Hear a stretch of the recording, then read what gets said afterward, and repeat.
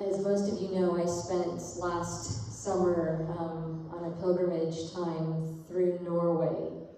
And I spent the first little over a week. It's not on this map. A lot of maps of Norway don't have the island of Svalbard. And so you won't see that, but it's about 500 miles further north is where Svalbard is.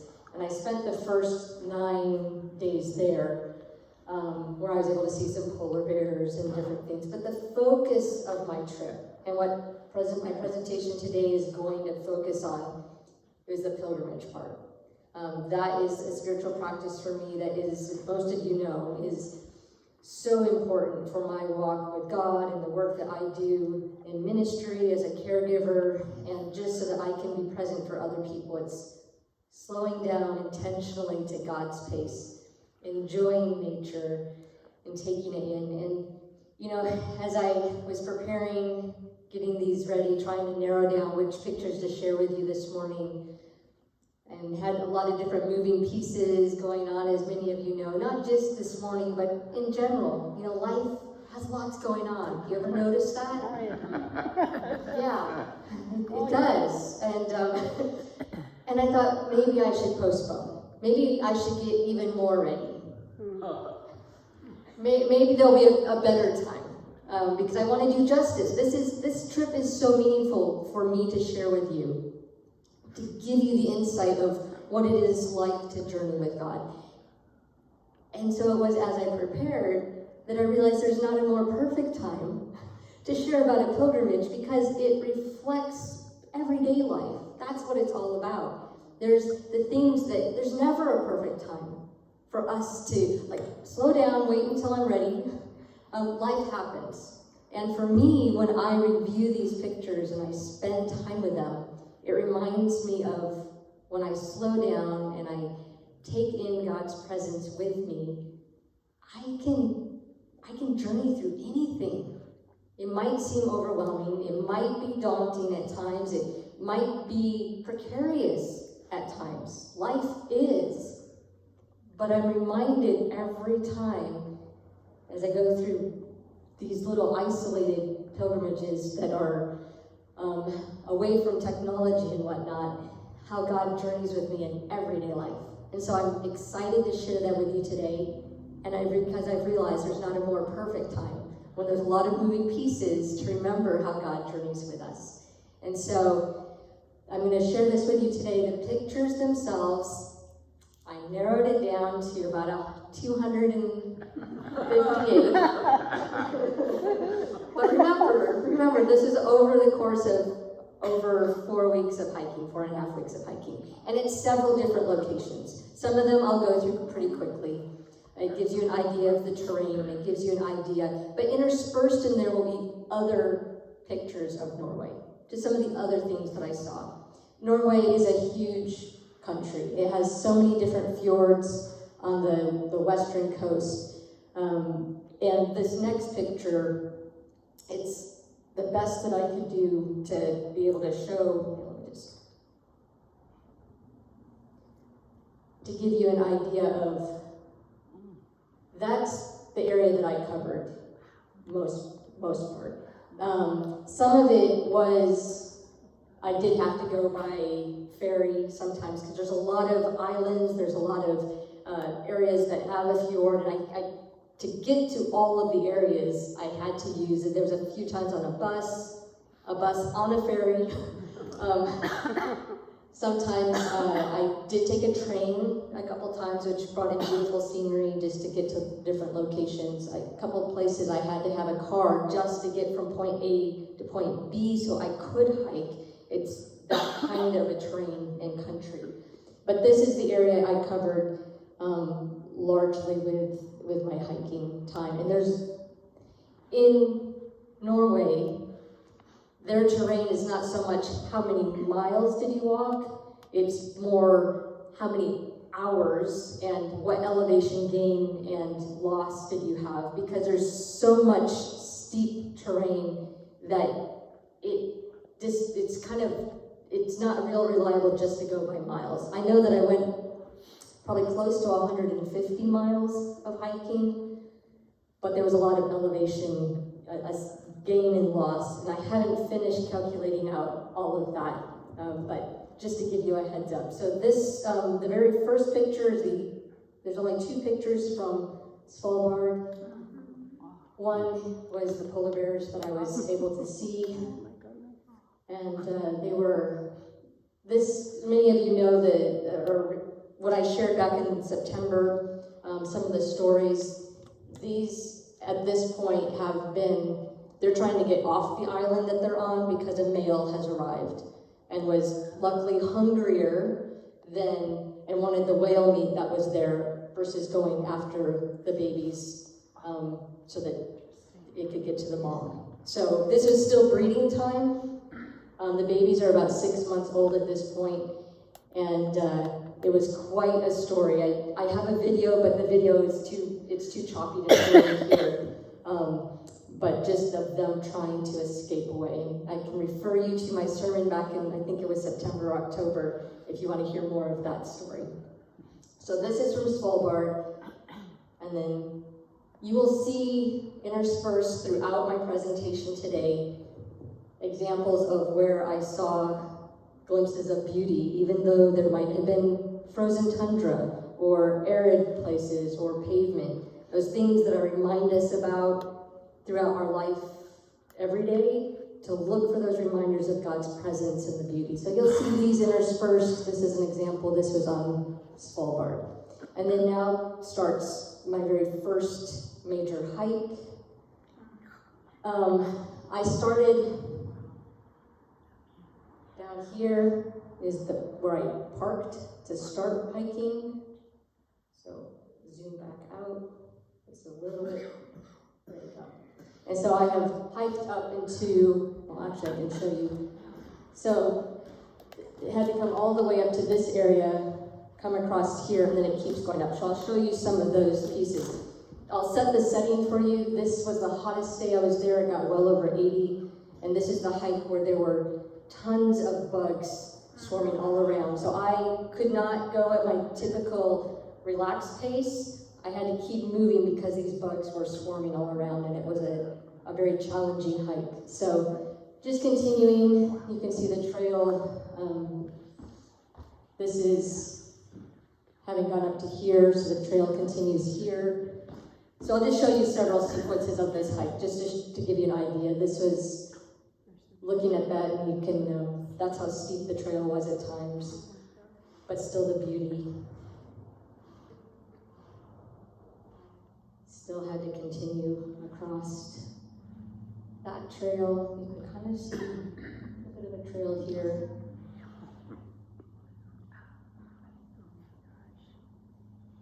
So I think it's easier if I see back here, then I can tell when it gets cleared up. Just continuing up higher. And I still had to go up to the top of that one there. So this is only halfway up at this point. But this is the beauty of Norway. Now this part here, bring it a little bit closer, I had to do very small switchbacks going up this to get to the very top. And again, this is only the last quarter of the trip, just the steepest part of it. And then the reward up there was spectacular. This was almost to the top. And then this is looking back. And almost to, so you'll see these kind of cairns, and there'll be a closer view. A cairn is all these rocks that are piled up. And those usually mean the highest peak in that area that you're climbing. And then this is a quintessential Norway where you have the islands. This is in an area of the Lofoten archipelago, just a little bit north of this, on the island of Senja. And then right there at the very edge.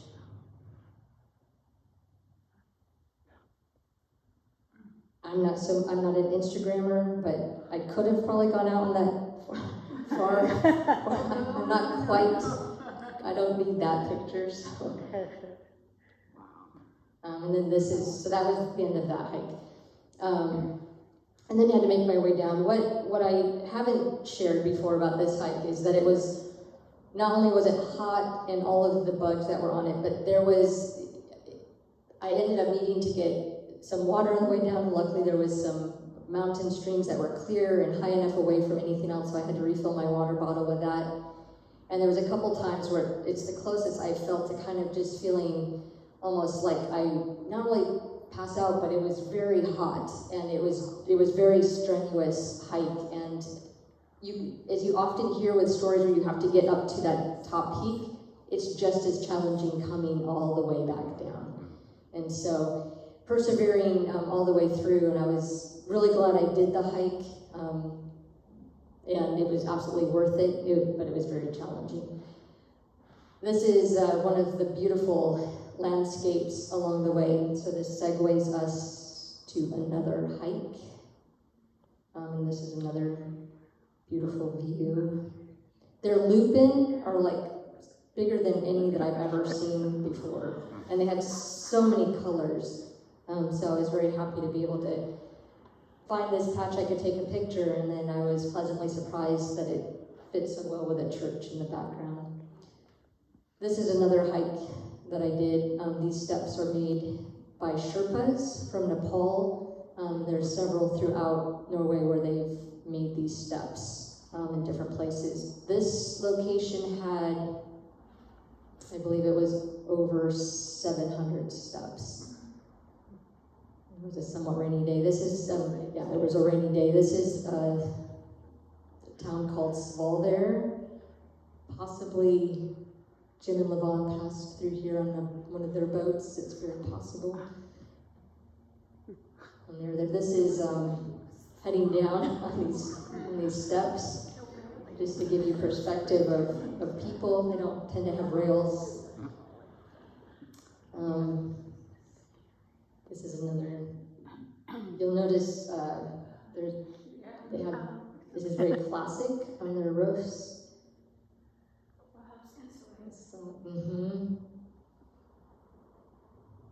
This is another hike that I did, also on a partially rainy day, and you'll see there's all the part of the trail.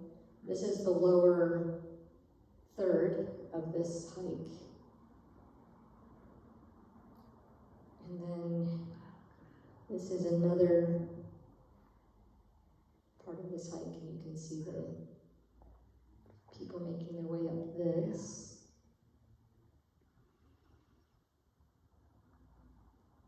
And then this lady here, she's on that, oops.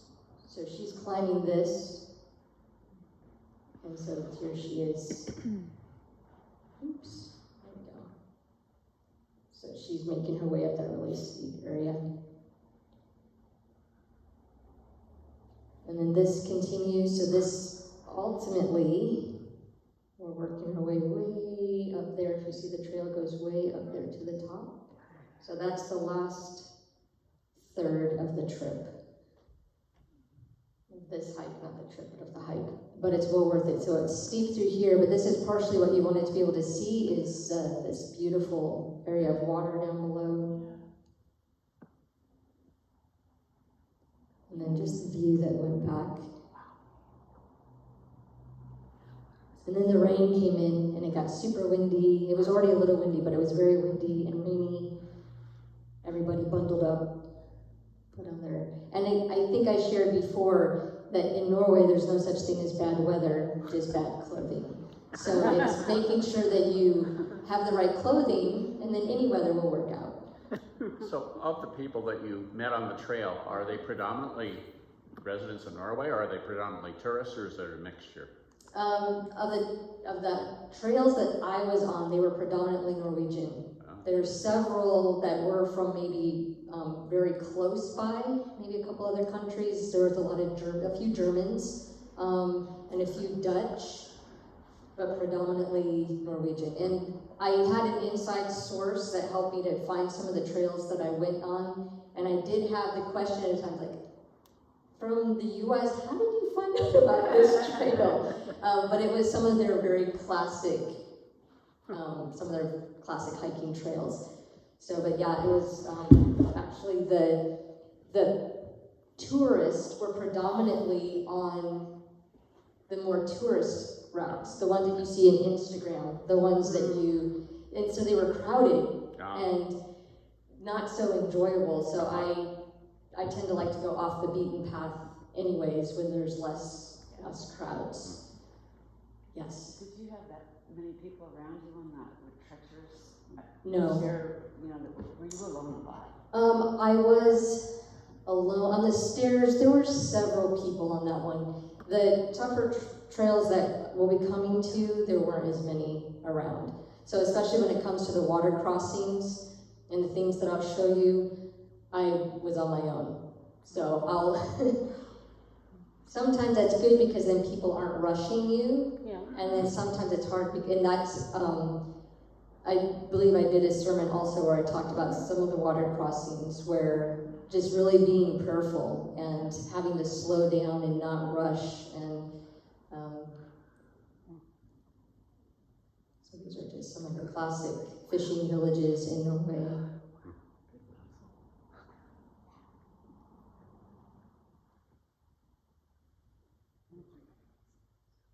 And the moody, there's a lot of rainy weather, which then made it really nice. I like to take pictures of flowers. And so getting the water drops on those.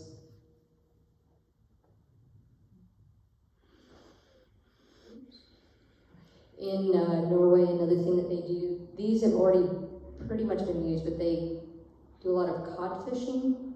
And so these are fish drying racks. And these are just some of the remnants of the fish that are still hanging on there, but you'll see those throughout Norway. Here I am, ready for my last 3 weeks. That's everything I had was on my back and off, ready to go hiking. And so this is in the, I had to take a train to this part because that was the only way to access this hiking trail. And this is Finse, the town. And so this is where I'm going to be starting. And wherever you see these T's that mark the trail along the route that I'll be going on. And this is one of the most challenging hikes. The next 2 days of hiking, 3 days of hiking were the most challenging, some of the most I've ever done. So I just give this caveat. You'll see some steep hills, trails, rocks, different things, but I couldn't take pictures of the most challenging parts because it was too precarious for me to try to balance to take a picture and with my heavy backpack on. So I don't have pictures of some of the most challenging, but I think you'll get the idea nonetheless.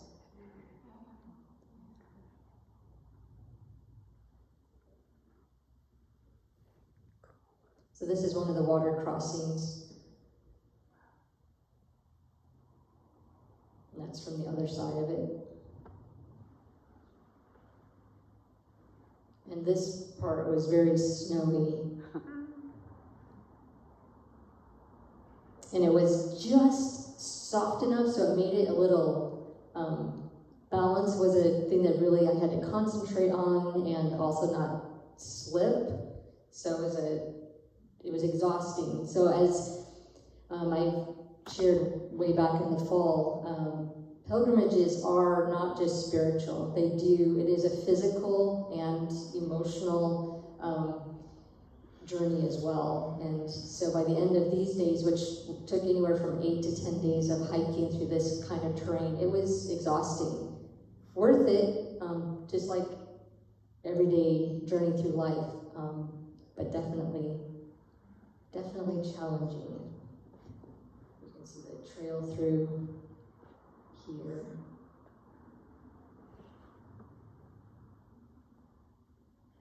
We'll just go through a few of these, and then I'll just zoom in. These sticks here are so you know where the trail's at when it's even deeper snow. How deep was it? This snow, let me go over here by this water. So it got pretty deep. And then you had to be careful because there were spots where this kind of snow would start to melt and you would find water underneath of it. So you had to be really aware of where you were walking. This is, the trail comes from over here on the far left and then comes across this little waterfall area. So it comes across those rocks. So that's looking back on the trail where I just came from. And then sometimes they had bridges. The water was just too precarious to even have enough rocks, so there'd be bridges like this one. That you had to go up that ladder with your backpack and get through that little area.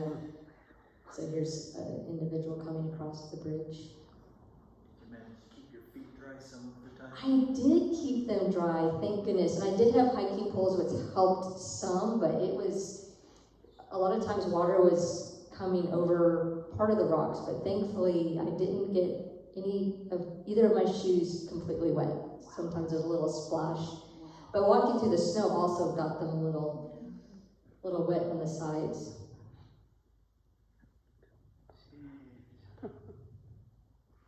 And then this, she started up and then it goes way up there.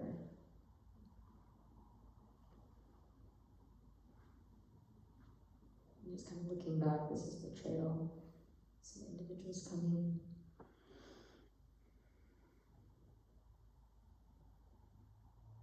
And there's spots where definitely it was just the rocks would be wet and there was some steep step type areas. I'll just go a little quicker through some of these, you get the idea.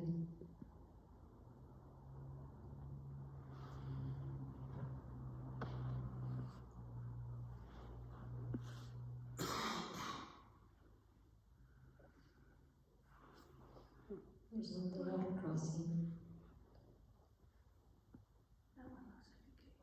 And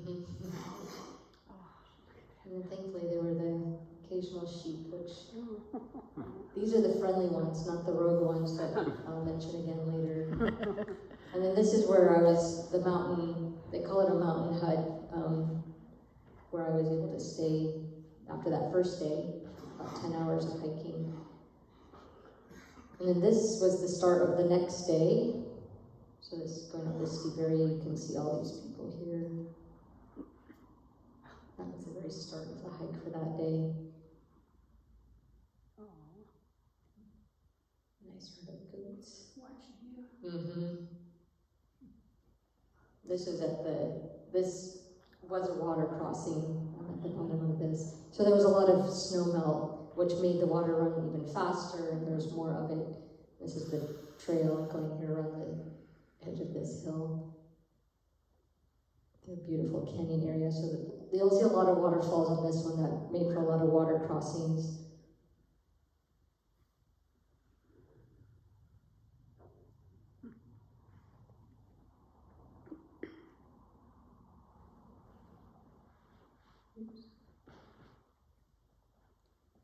So you'll see this one had a bridge at least, but no rails, and we did a little bit of work on it.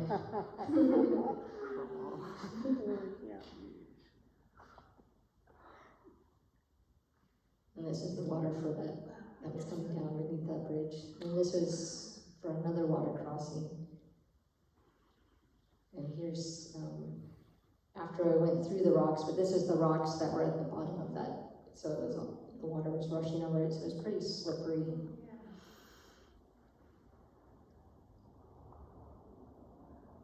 What was the composition of most of these rocks, do you know?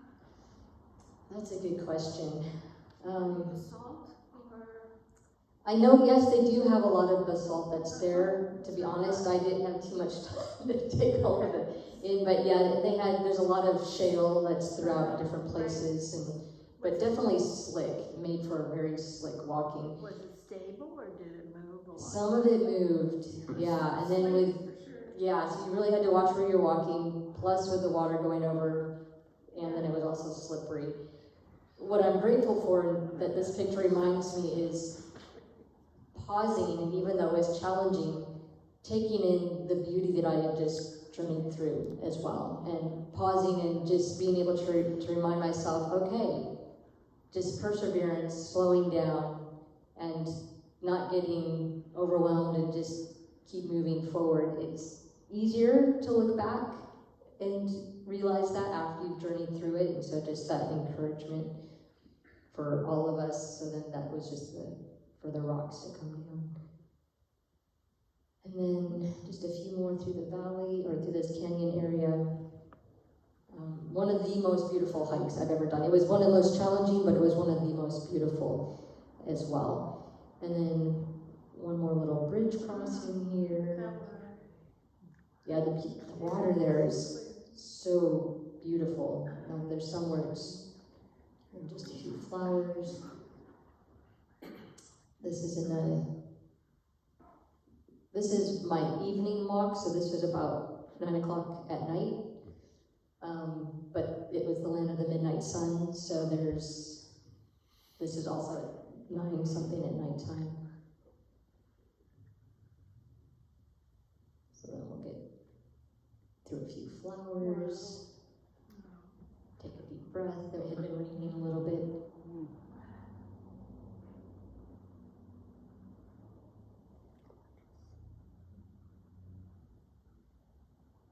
And this is another hike.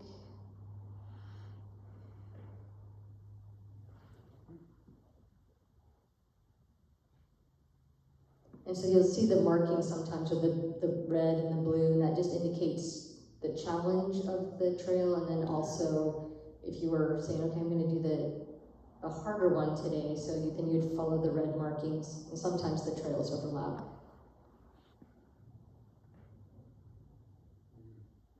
And this is one of the fjords. Had to take a ferry to get to this location.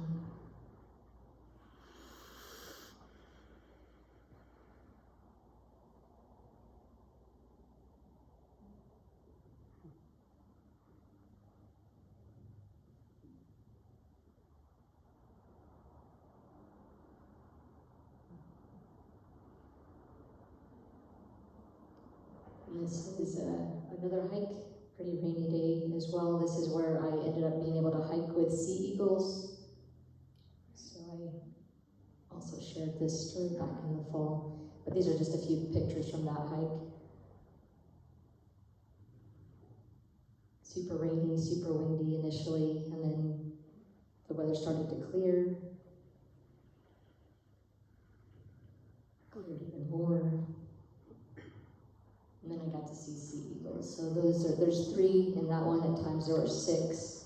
I couldn't zoom in much more than that for this particular purpose. I have a couple videos where they're closer, but again, it wouldn't work out for this. It'd be too choppy.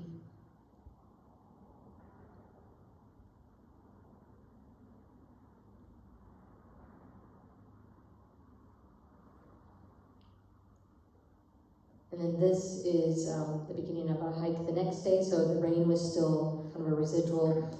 These pictures that I'm going to show in just a minute here. So some of these that are really high, you can see where I had to scramble up this. These are somewhat of the pictures I was not able to take on those really challenging days. There was a lot of that. I just luckily on this trip didn't have, on this specific hike, I didn't have my heavy backpack, just a smaller day pack. And these are the rogue sheep that I didn't know when I took this picture that they were about to follow me for the next 20-25 minutes, hot on my tail. And I had to keep my hiking poles behind me because they were pursuing me fast uphill. And so the next several pictures are pictures I took at the end of the hike, but just to show you what they chased me up. So they were in pursuit, for those that didn't hear the story, they were in pursuit, I learned afterwards, of any food I might have in my backpack. So they were hungry, but this mother especially was very aggressive. And by the time I was able to shake them, there were at least 6 of them. So they were chasing me up through like this muddy area, up that hill, up these kind of rocky areas. Just steady pursuit.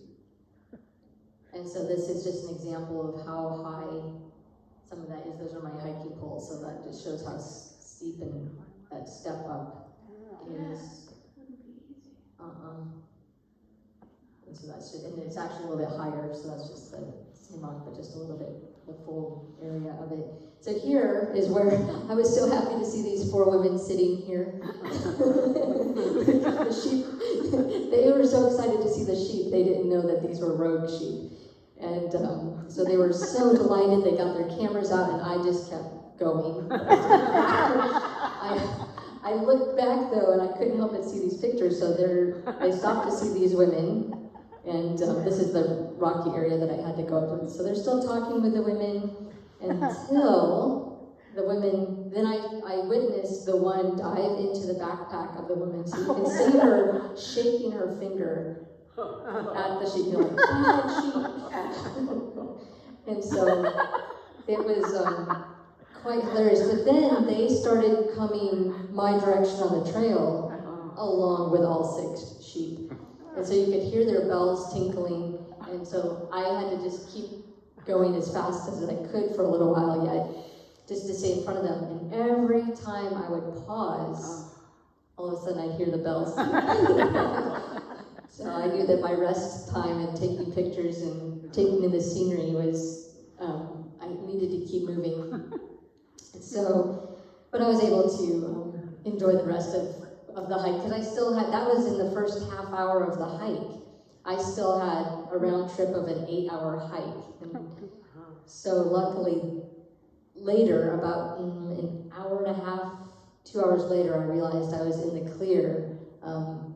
Once I'd heard some bells coming from the side, and I thought, oh no, they're sheep, they can go cross country easier than I can, and I thought they were coming to, flank me or whatever, cut me off at the pass, but it was different sheep, and not all sheep on this island were rogue, so it worked out okay. Did you have to go back the same route? I did, and I was so worried I was going to see them again, but luckily, they had either gotten enough food from somebody's backpack, or they gave up. So I was very glad. When I saw this caterpillar, I don't think I included the shot but it just reminded me that all sizes have hills to climb. This caterpillar was actually on a little rock going uphill, so it was pretty wet and muddy. Wow. And then this is also a crossing right here, so that is the trail. And then this is going back down where, just at the end now, so this is the vicinity where the sheep had pursued me.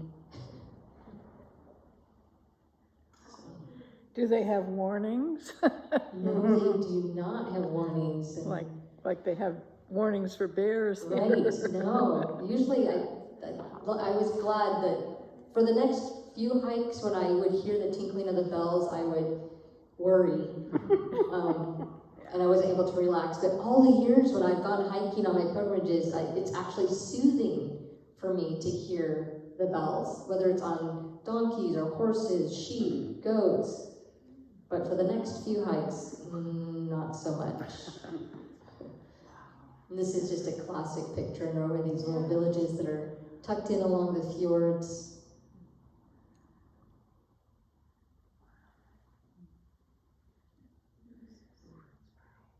But luckily I learned that Norwegian sheep in general are very friendly. It almost looks like glacier water. Mm-hmm. It probably is. They have a lot of melt, and this is across the way on those big mountains is one of their national parks, and just a beautiful area.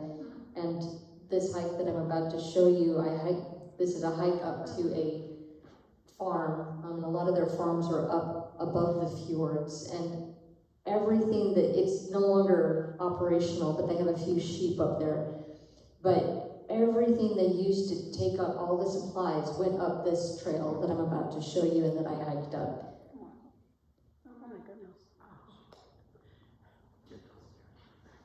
Yeah, a gentle staircase. It's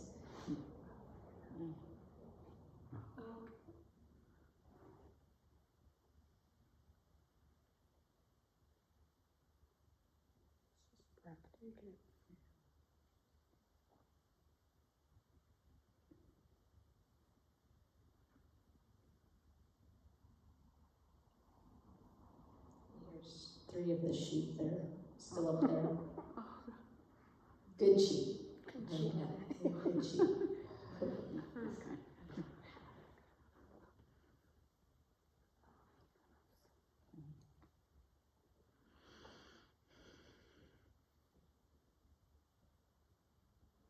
What time of year was this when you were there? It was June and July, so all of these pictures are taken in July now. So this is the old farmhouse. Mm-hmm. So nobody lives there now? Mm-mm, no.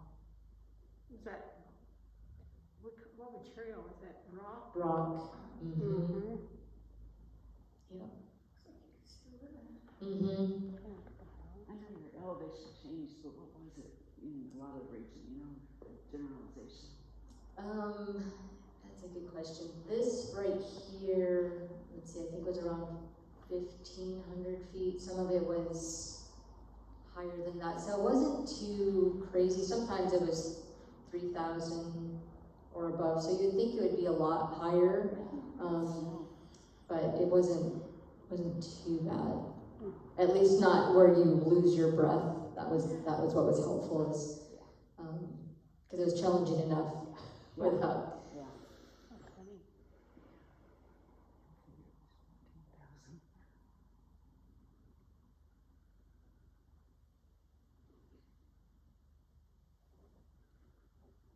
Okay, it's just, oh, there we go.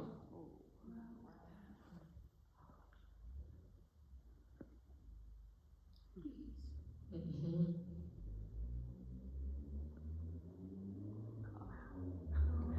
This is just out in their countryside area, kind of classic picture. It does look like. And this is on a hike, just into an area.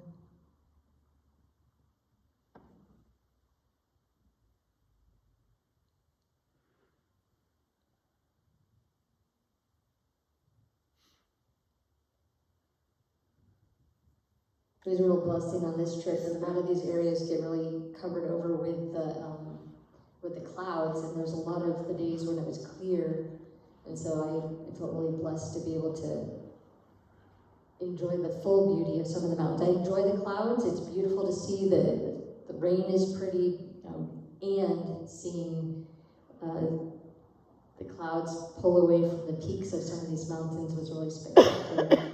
This is another hike that was very steep. A lot of these this is an example of where I'd already gone 300 meters up from the base of this, and there was still 200 more to go. 200 more meters. Really interesting the way those roots grow on top of it's so rocky there. Yeah. You have to grow on top and find little places, I guess, to go into the dirt. Exactly. I was grateful for this chain that's here to hold on to, because that was a very narrow little walkway there. You can see how high up it is at this point.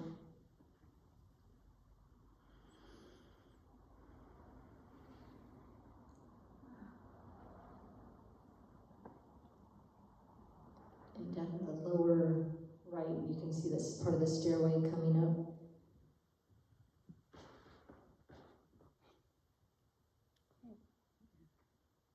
So that's one of the mountains where the clouds had peeled away at the top, so it made it really pretty. Just me and my backpack again for the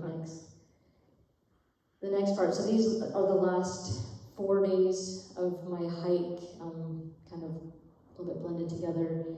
This is on the St. Olav's pilgrimage trail. I didn't do the full trail from Oslo up because I wanted to see some of the other locations, and they didn't have as an infrastructure like they do on the Camino. So it wouldn't have been as easy to do the whole route. And I wanted to spend some time along the coastal areas hiking. But I spent the last 4 days going over what's called the Dovre mountain range. And so the weather cooperated. It was absolutely beautiful. It started down in this kind of a farming part of the canyon, and then went steep up and over a mountain range. I thought I was going to find more of these, but there was only these. This is just an example of, these are little wild strawberries. And here's a few that I picked. They were so good. Aren't they tart? No, they were sweet. And I anticipated, I thought that there would be more, because there's a talk about those and they're free for anyone to take. If I had known, I would have definitely picked more than that handful.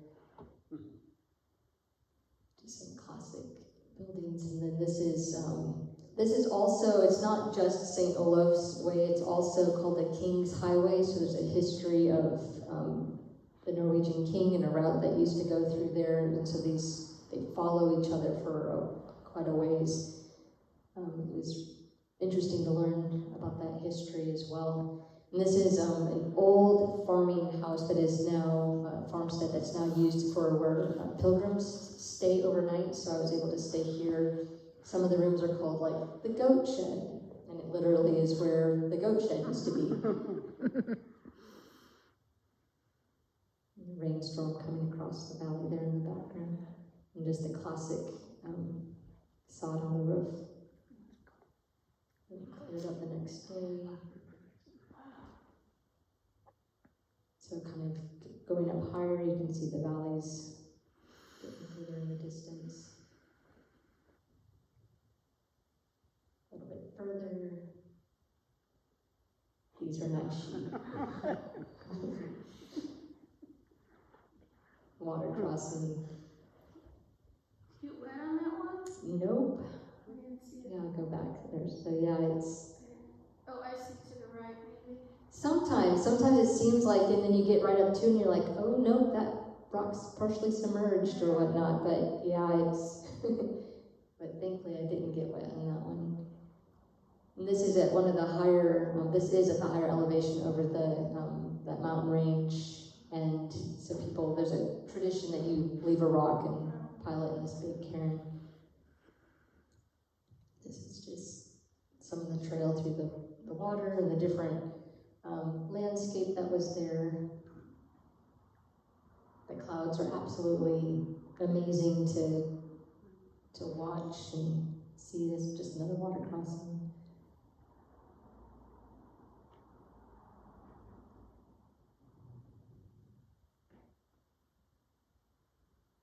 This is where I stayed the second night.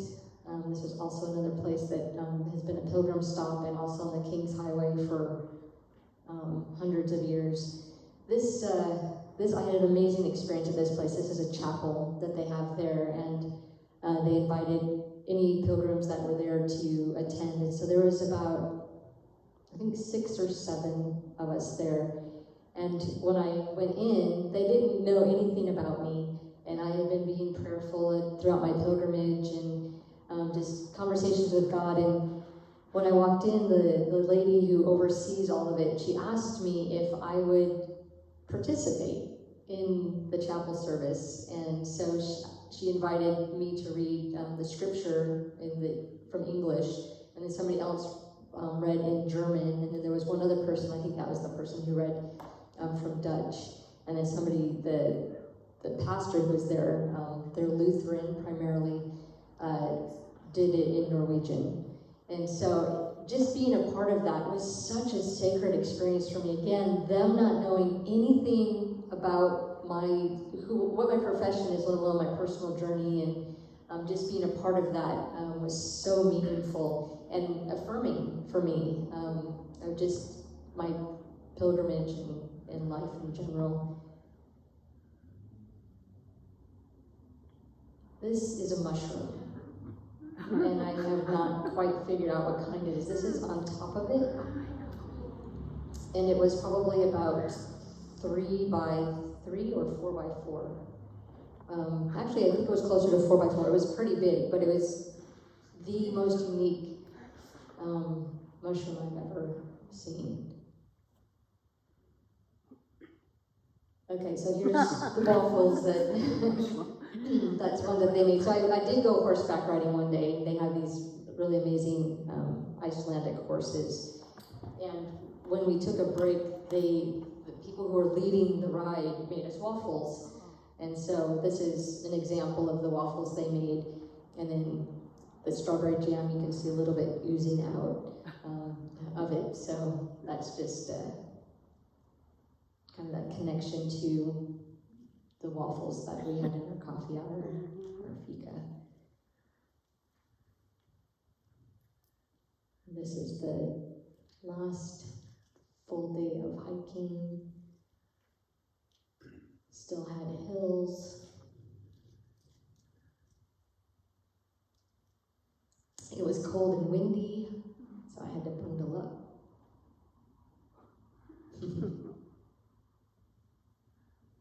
Just to prove I was there. I didn't just get this off the internet.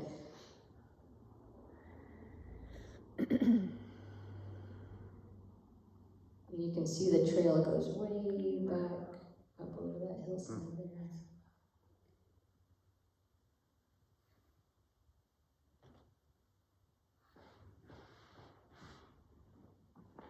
How many times did you wonder if you were lost? I mean, trails not always. Yeah, it's not always so obvious. There's a couple times where it's just like, just keep going a little further. And you're like, did I go the right way? And actually right close to here, there was a spot where it transitioned and they didn't have a real clear sign as to which path it actually was. And I asked somebody, it's like, have you seen the sign for, and they're like, oh yeah, you go, they pointed, and I felt better because there wasn't a clear sign, and it just reminded me it's okay to ask, pause and get some help. It makes me think of even today, the blessing of teamwork. This morning, gratitude I have for Deanne just coming over and helping with some of those steps to help us get the PowerPoint up on the screen. And it happens in real life and in our pilgrimage to life, and it happens in these settings, and just like, what is that step I'm missing? It should be clear. I should be able to see it. I've gotten this far, and sometimes it's just pausing and asking. It's saying a prayer and that person coming along and helping out. And so yeah, there were a couple times where it's like, and then I just would keep going, or in that case I asked and it worked out. I did have on my phone, I could check a couple times just to make sure, okay, yes, I'm supposed to be going south here. But otherwise, yeah, it's just kind of trusting that you're following the correct signs and going, yeah.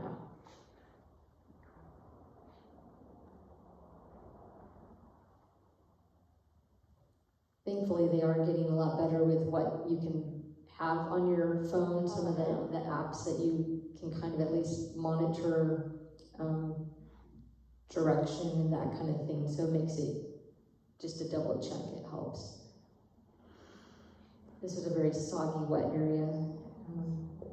See all the way around there weren't too many options through there. So you kind of find the areas that are a little bit more solid on the side, or don't want to tromp down on bushes, but you can see where people have found at least areas where aren't going to sink into the water.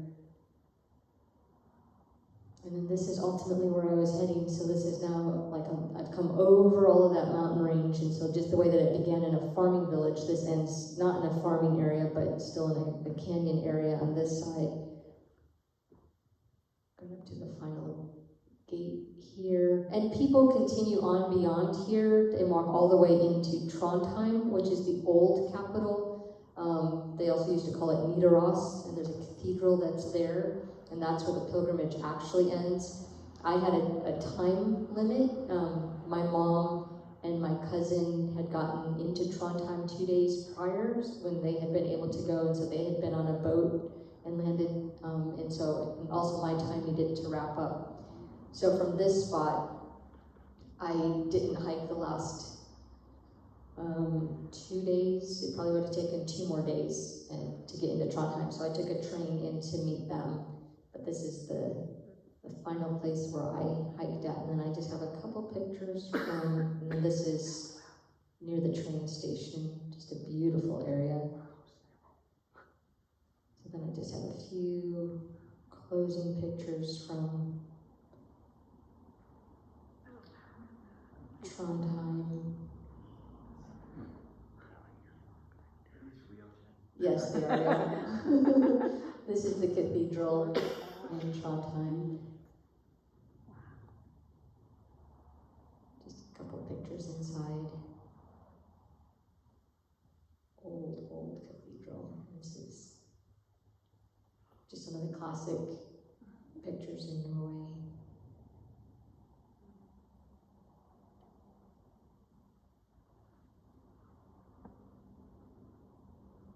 These are also real. Did you identify any of the flowers? No. Something This is a beautiful purple one. This is a beautiful yellow one. Really, I wish I did know the name of them. One of the things that does draw me to these, I like the ones that have irregular petals or are missing one. It just reminds me of the beauty that is in, you don't have to be perfect, or you don't have to have it all together, or you don't have to, there's just so much beauty and uniqueness. It's a rose. Yeah, some of these you can And kind of tell what they were. it's like a dahlia. This is one of my favorites. I like the petal that's down there, but it doesn't match where there's one missing. Yeah, that is really cool. There's a lot of cosmos over there. I was surprised. Nice.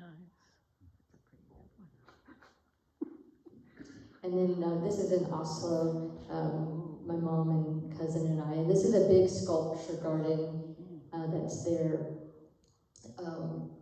I guess it's pretty famous one by this sculptor. I don't think that I have any up close. They're all nudes, so I don't have any in this, but they're pretty amazing, lifelike.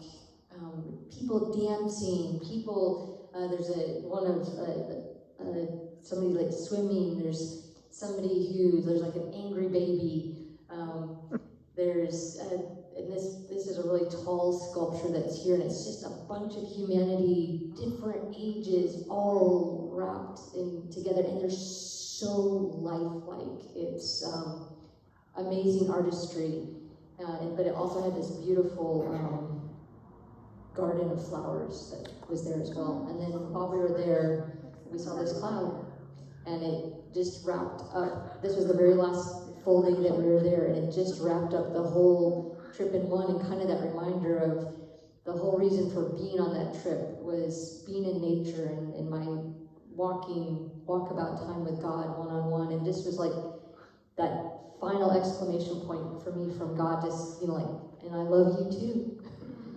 Thank you for spending this time with me, and so it was just so meaningful. And so that's the conclusion of all of my pictures, and thank you for taking the time to journey with me through that. If you have any additional questions, I'm happy to answer those, or just bless you in your journeying with me in your variety of ways, because you're a part of my pilgrimage too, so thank you. Thank you. Where's the next trip? The next trip will be, I'm pulled back to doing another Camino type walk, and so when I was deciding before, and I ended up doing the northern route through Spain along the coast, I was also looking at the Portugal one, so I'm going to do the Portuguese Camino that goes and finishes in the same place in Spain, but it will put me on the true pilgrimage trail again. And Thanks, Jen. That was yes, thank you. Thank you. What was the